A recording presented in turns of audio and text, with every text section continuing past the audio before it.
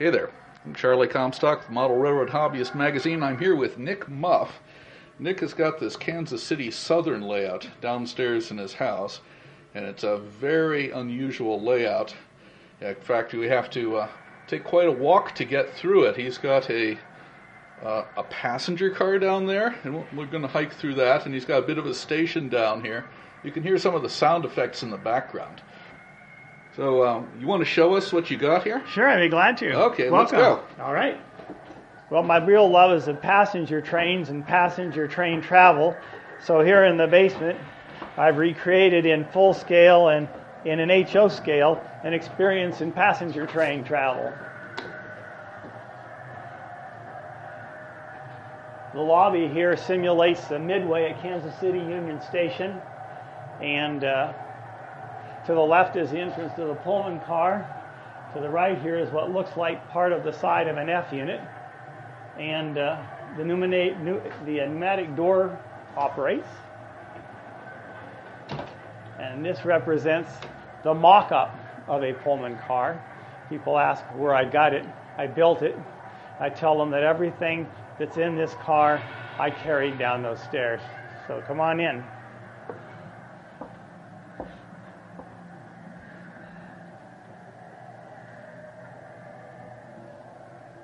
So there's a roomette, a museum, restroom.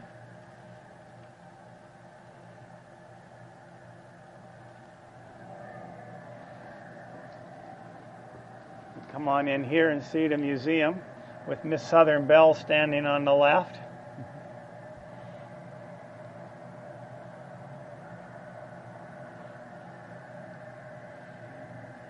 And like all passenger trains, it's cramped. Around the corner here and down the hall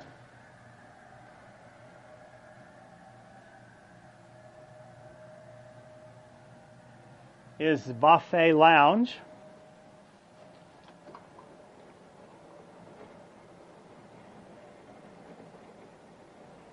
And again, this is all a mock-up, probably about 1/3 the length of a real passenger car.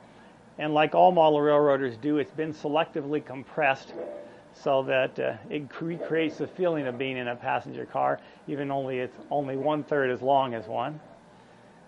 And the table setting here, that's Kansas City Southern's Roxbury pattern china and Kansas City Southern flatware and hollowware on the table.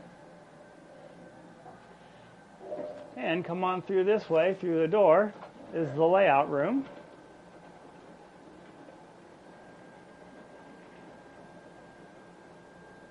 Hobos jokingly referred to boxcars as side door Pullmans.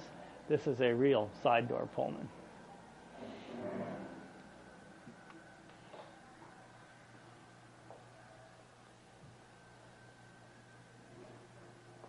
And out here we're in the layout room. To the left here is the passenger car, and then the locomotive. As opposed to the passenger car, the locomotive is not a mock-up, it's the real thing. And then across the room from right to left is Kansas City, downtown in the late 40s, early 50s.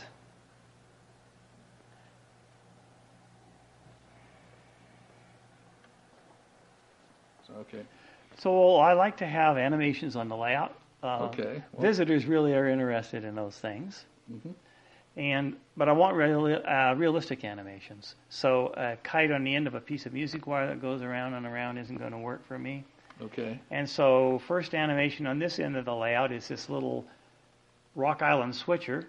Number one. Aren't you afraid it's going to come off the end of the trestle? Well, we've arranged so it doesn't actually. There's a diode in here that blocks this section of track, so it can only run so far and it will stop automatically.